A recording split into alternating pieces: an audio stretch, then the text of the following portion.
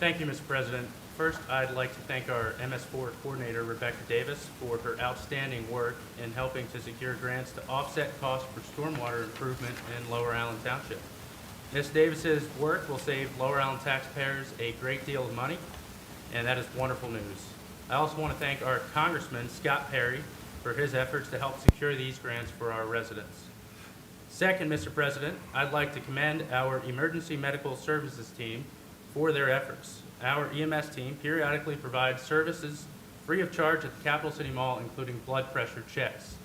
While conducting blood pressure checks one day, two of our EMTs, Jackie Doherty and Amy Nye, asked a gentleman they were assisting if he had AFib.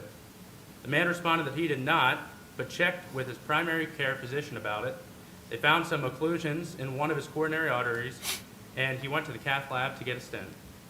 The man and his wife extended their thanks to our EMTs for their concern, since they may not have noticed it until it was too late. Thanks to EMT Doherty and EMT Nye, the man and his wife continued to walk the mall together. These are the kinds of positive impacts that we can have in the community, and I'm so proud of the outstanding job that our EMS team is doing.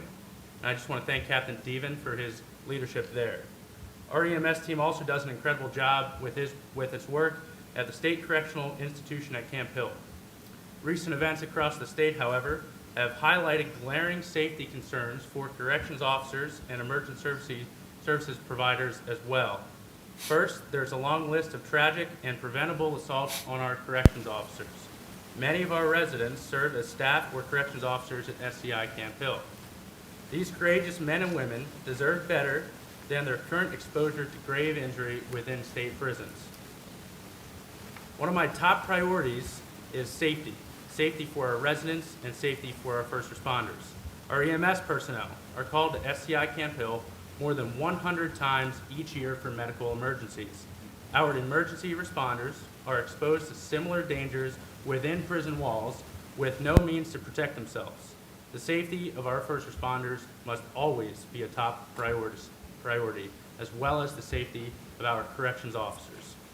This includes ensuring the application of best safety measures at SCI Camp Hill, and it's vital that we work collaboratively with state officials and listen to our corrections officers' concerns so that our COs and our first responders may return home safely to their families each and every night.